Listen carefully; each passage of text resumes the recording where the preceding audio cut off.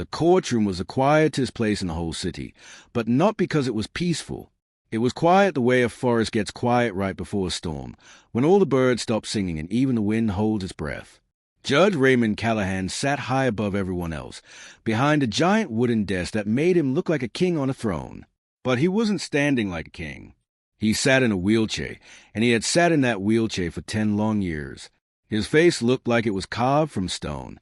People said he never smiled. People said his heart had turned cold the same day his legs stopped working. Today, he was deciding what would happen to a man named Darius Moore. Darius stood in the middle of the courtroom wearing an orange jumpsuit that was too big for him. His hands were locked together with metal chains that made a soft clinking sound whenever he moved. He was tall and thin, with tired eyes that looked like they hadn't seen sleep in weeks. His shoulders slumped forward like he was carrying an invisible mountain on his back. The prosecutor, a woman in a sharp black suit with glasses that caught the light, stood up and pointed at Darius like he was a monster in a storybook. "Your Honor," she said in a voice that could cut through steel, "this man has lied to police officers. He refused to follow their commands. He pretended to be someone he wasn't. We are asking for 15 years in prison. 15 years to make sure he learns his lesson." 15 years. That's longer than some kids have been alive. Darius's lawyer, an old man with wrinkled hands and a briefcase held together with tape, barely said anything. He mumbled a few words about circumstances and misunderstandings, but even he sounded like he had given up. The whole room felt like the ending had already been written. Judge Callahan's fingers drummed slowly on his desk. Tap, tap, tap. Everyone knew that sound. It meant he was about to bring down his hammer and send someone away for a very, very long time. "Mr. Moore," the judge said, his voice deep and empty, like an echo in a cave, "do you have anything to say before I—" The doors at the back of the courtroom suddenly swung open. Bang! Everyone turned around. A little girl walked in. She couldn't have been more than 7 years old. She wore a light blue dress that looked freshly ironed, with white flowers stitched along the bottom. Her hair was pulled back into 2 neat braids tied with yellow ribbons. Her shoes made soft tapping sounds on the marble floor. Tap, tap, tap, like a tiny clock counting down to something important. She walked right down the center aisle, past rows of benches filled with people in suits and uniforms. Nobody stopped her. Nobody said a word. It was like the whole room had been frozen by magic. A police officer near the door reached out to stop her, but she walked past him so calmly that his hand just hung in the air. She walked all the way to the front, right up to the wooden barrier that separated the audience from the judge and the lawyers and her father. She stopped. She looked up at Judge Callahan. Her eyes were bright and clear, like she could see through walls. She didn't look scared. She didn't look nervous. She looked sure, like she knew something no one else in the room knew. "Your Honor," she said in a voice that was small but somehow filled the entire courtroom, "my name is Hope." The judge stared at her. His stone face cracked just a little, like someone had tapped a frozen lake with a hammer. "Little girl," he said slowly, "this is not a place for children. Where are your parents?" Hope pointed at Darius. "That's my dad," she said. Darius's eyes went wide. His mouth opened, but no sound came out. His chains rattled as his hands shook. "Hope," he whispered. "Baby, what are you? You can't be here. You need to." "I can be here," Hope said firmly. She turned back to the judge. "And I have something to say." Judge Callahan's eyebrows rose. In all his years on the bench, no child had ever interrupted his courtroom. He should have been angry. He should have ordered her removed. But something about the way she stood there, so small, so steady, made him pause. "Speak, then," he said quietly. Hope took a deep breath. "If you let my dad go," she said, her voice ringing out like a bell, "I will make you walk." For 3 seconds, the courtroom was silent. Then someone laughed. Then someone else laughed. Then the whole room erupted in laughter. The prosecutor covered her mouth, trying to hide her smile. The police officers nudged each other. Even Darius's own lawyer let out a sad little chuckle. But Hope didn't laugh. She didn't look embarrassed. She didn't look away. She kept her eyes locked on Judge Callahan. And Judge Callahan didn't laugh. He stared at her with an expression that was hard to read. Confusion? Anger? Curiosity? Oh, something else? "Little girl," he said slowly, and his voice had changed somehow. Less stone, more sand, like something shifting inside him. "Do you understand what you just said?" "Yes," Hope said. "I said if you let my dad go, I will make you walk. You haven't walked in 10 years. But I can help you. I promise." The laughter died down. Now people weren't sure if this was funny or sad or just strange. The prosecutor stood up. "Your Honor, this is clearly a disruption. The child should be removed and—" "Sit down," Judge Callahan said, not taking his eyes off Hope. The prosecutor sat down so fast it looked like her legs had been cut out from under her. Judge Callahan wheeled his chair forward, closer to the edge of his bench. He leaned down as far as he could, trying to get a better look at this impossible little girl with her impossible promise. "Why?" he asked, his voice barely above a whisper now. "Would you say something like that?" Hope's eyes filled with tears, but they didn't fall. "Because," she said, "my dad didn't do the bad things they say he did. And because nobody should hurt someone who helps people. And because—" She paused. The whole courtroom leaned forward, waiting. "Because I've seen miracles before," Hope finished. "And I believe in them. Don't you?" Judge Callahan's hands, which had been gripping the arms of his wheelchair so tight his knuckles had turned white, slowly relaxed. For the first time in 10 years, his stone face looked human. And somewhere deep in his chest, something that had been frozen for a very long time began, just barely, to thaw. Judge Callahan stared at Hope for a long moment. The courtroom was so quiet you could hear people breathing. "You've seen miracles," he repeated slowly, like he was tasting the words and wasn't sure he liked them. "What kind of miracles?" Hope wiped her eyes with the back of her hand, but she stood even straighter than before. "My grandma was sick," she said. "The doctors said she would die, but my dad prayed over her every single day. He held her hand and told her stories and sang her songs. And one morning, she woke up and the sickness was gone. The doctors couldn't explain it."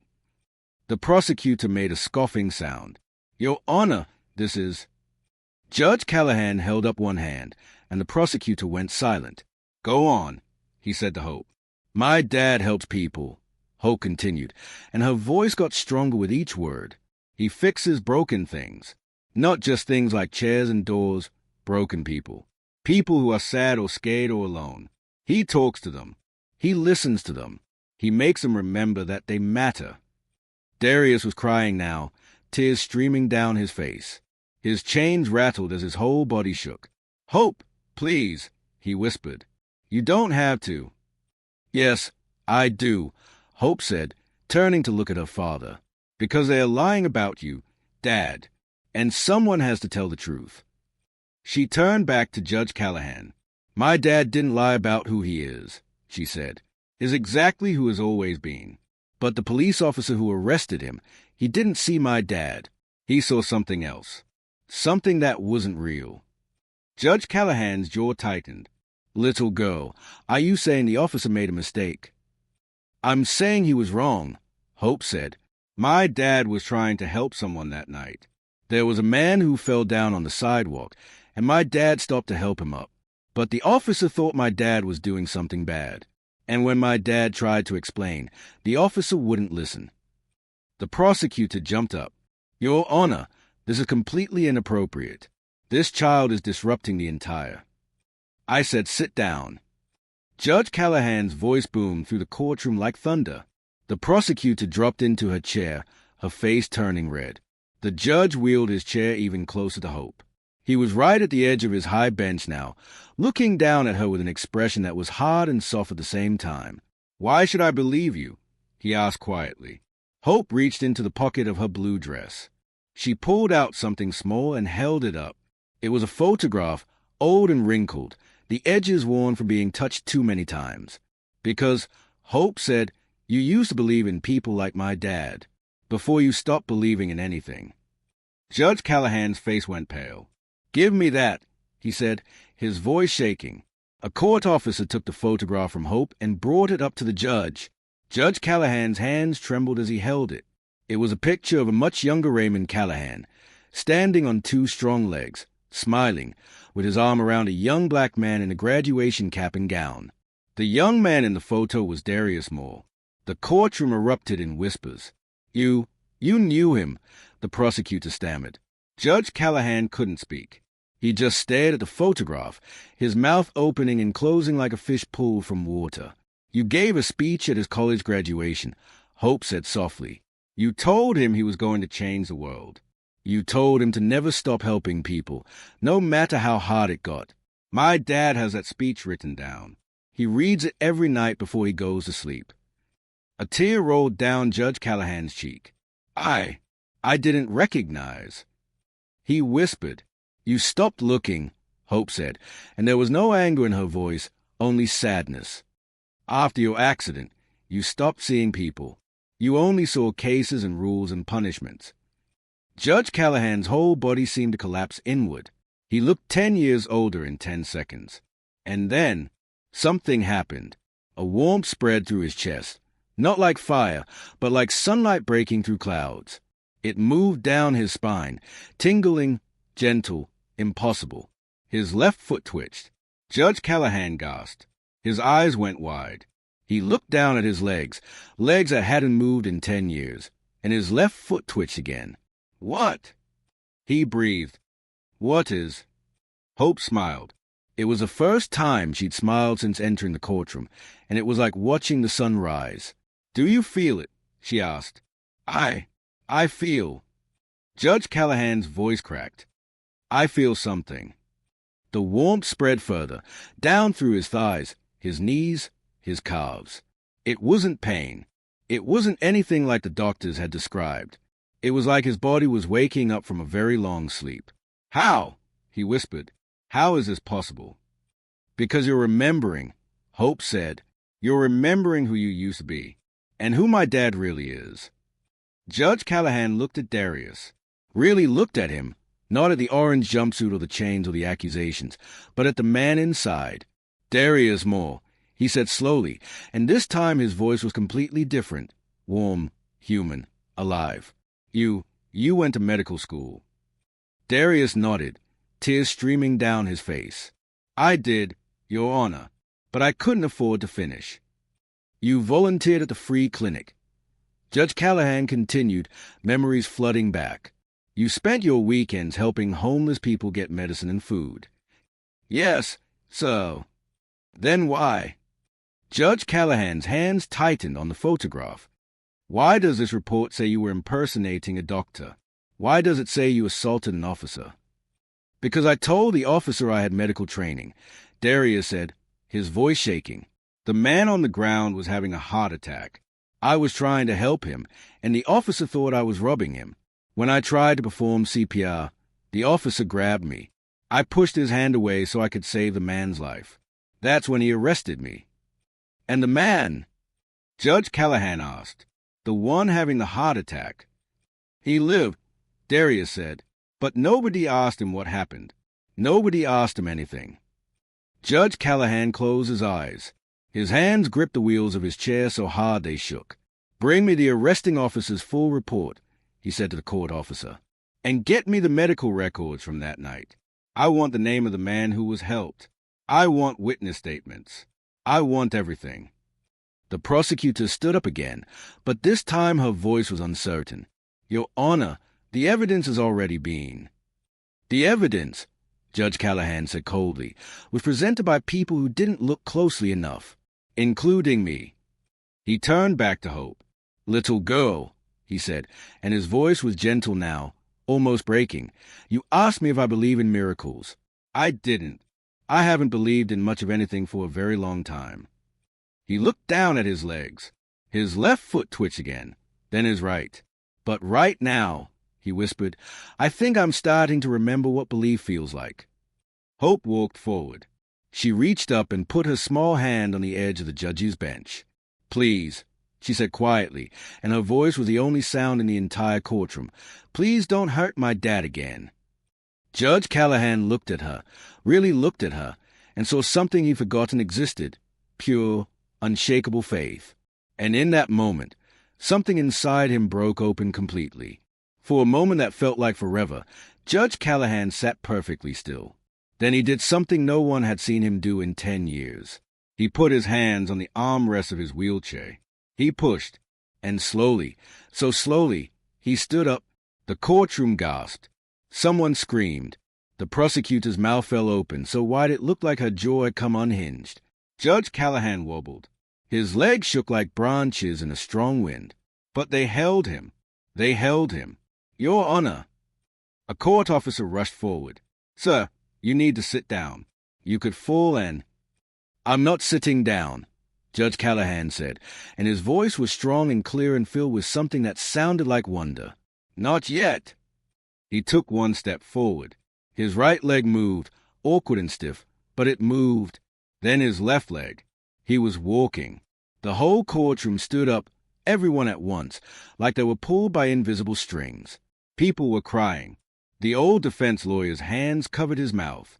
Even the prosecutor had tears in her eyes. Judge Callahan walked 3 steps, then 4, then 5. He walked to the edge of his bench and looked down at Hope. You kept your promise, he whispered. Hope shook her head, her braids swinging. No, sir, you did. You started believing again. That's what made it happen. Judge Callahan's eyes filled with tears, but he didn't wipe them away. He let them fall. Bailiff, he said, his voice ringing through the courtroom. Bring me the complete case file. Every page, every piece of evidence, every witness statement. I want it all on my desk in 5 minutes. Yes, Your Honor. The bailiff practically ran out of the room. Judge Callahan carefully walked back to his wheelchair and sat down, not because he couldn't stand anymore, but because he had work to do. Within minutes, papers covered his desk. He read through them with fierce attention, his eyes moving quickly across each page. The whole courtroom watched in silence. This doesn't make sense, he muttered. The timeline is wrong. The officer says the arrest happened at 9:47 p.m., but the hospital records show the heart attack patient was admitted at 9:50 p.m. That's only 3 minutes. How could Darius have assaulted an officer, been arrested, and the patient still made it to the hospital that quickly? He flipped through more pages. And here, the witness statement from the patient's wife. She says, a kind man in a blue jacket saved my husband's life. But the police report says Darius was wearing a black hoodie. The prosecutor stood up, her face pale. Your Honor, perhaps there was a clerical error. A clerical error. Judge Callahan's voice was like ice. Or did nobody bother to check if the facts matched the story? He picked up another paper, and his face went dark with anger. The arresting officer is David Bennett. Officer Bennett has had 17 complaints filed against him in the past 3 years. 17. Why wasn't I told this? The prosecutor said nothing. She just stood there, shrinking smaller and smaller. Judge Callahan pressed a button on his desk. Get me Officer Bennett on the phone. Now. 2 minutes later, a voice crackled through the speaker. Officer Bennett here. Officer Bennett, this is Judge Callahan. I'm reviewing the arrest report for Darius Moore. Can you tell me exactly what you saw that night? There was a pause. A long pause. Sir, I saw a suspicious individual standing over an elderly man. I approached and identified myself. The suspect became aggressive and... Stop, Judge Callahan said. Did you ask the elderly man what was happening? Another pause. Sir, the situation was evolving rapidly, and I had to... That's not what I asked. Did you speak to the elderly man? No, sir. But... Did you know the elderly man was having a heart attack? Silence. Did you know, Judge Callahan continued, his voice getting colder with each word, that Darius Moore's medical training? Did you know he was performing CPR? Sir, he didn't identify himself as. He tried to. Judge Callahan's voice boomed through the speaker. According to his statement, he told you 3 times that he had medical training and the man needed help. You didn't listen. You assumed. You decided what was happening based on what you thought you saw, not on what was actually happening. Your Honor, with all due respect. Officer Bennett. Judge Callahan said quietly, and the quiet was somehow more frightening than the shouting. A man almost went to prison for 15 years because you couldn't be bothered to ask a simple question. A father almost lost his daughter because he decided his skin color and his location made him guilty. Do you understand what you've done? The silence on the other end of the phone lasted forever. Officer Bennett's voice was small now. I made a mistake. You made more than a mistake, Judge Callahan said. You made a choice, and that choice almost destroyed a life. He hung up the phone. The courtroom was so quiet you could hear hearts beating. Judge Callahan looked at Darius. Then he did something almost no one had ever seen a judge do. He stood up again, and he walked down from his bench, step by step, slowly but steadily, until he was standing right in front of Darius Moore. Mr. Moore, he said, and his voice was thick with emotion, I owe you an apology. Actually, I owe you more than that. I owe you justice, and I failed to give it to you. He turned to the bailiff. Remove his chains. The bailiff rushed forward and unlocked the handcuffs. The chains fell to the floor with a loud clang that echoed through the room. Darius rubbed his wrists, staring at Judge Callahan with wide, disbelieving eyes. Judge Callahan raised his voice so everyone could hear. Based on the evidence I have reviewed, it is clear that Darius Moore is innocent of all charges. The arrest was made based on false assumptions and incomplete investigation. All charges are hereby dismissed. Mr. Moore's record will be expunged. He is free to go. The courtroom exploded in cheers and applause. Darius collapsed to his knees, sobbing. Hope ran to him, and he wrapped his arms around her, holding her so tight it looked like he would never let go. I'm sorry, baby, he cried into her hair.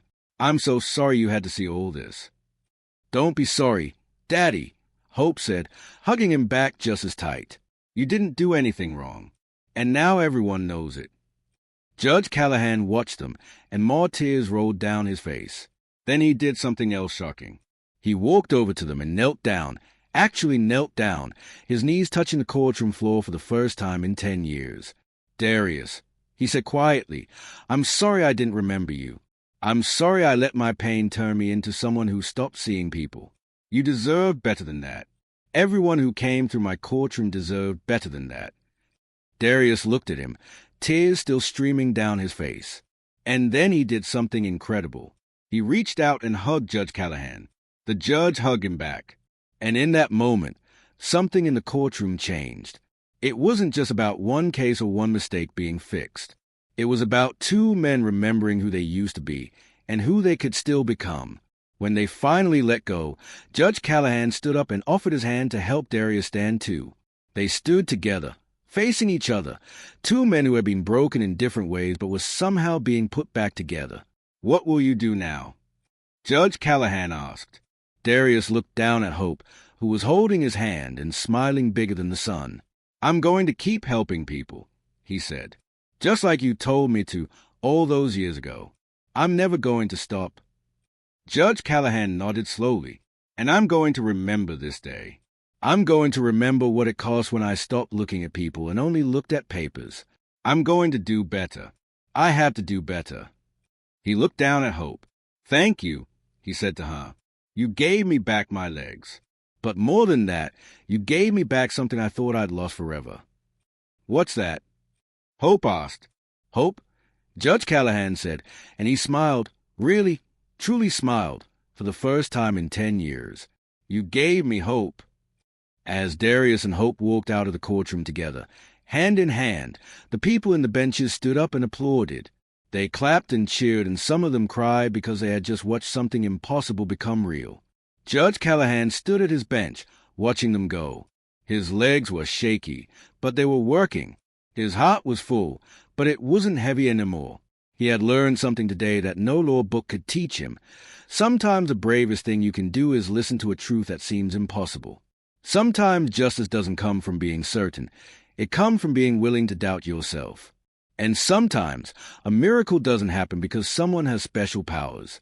It happens because someone believes so strongly in what's right that they refuse to give up, even when everyone else has stopped listening. Hope looked back one more time before she left the courtroom. She saw Judge Callahan standing there, actually standing, and she waved. He waved back. And in that moment, everyone in that courtroom understood something powerful. Healing doesn't always look like magic. Sometimes it looks like a little girl in a blue dress who loves her father enough to stand up to the scariest person in the room. Sometimes it looks like a judge who finds the courage to admit he was wrong. And sometimes it looks like believing in people again, even after the world has given you every reason to stop. If this story touched your heart, share it with someone who needs to remember that miracles can happen when we choose to believe. Subscribe for more stories that remind us what really matters. Because sometimes the smallest voices carry the biggest truths.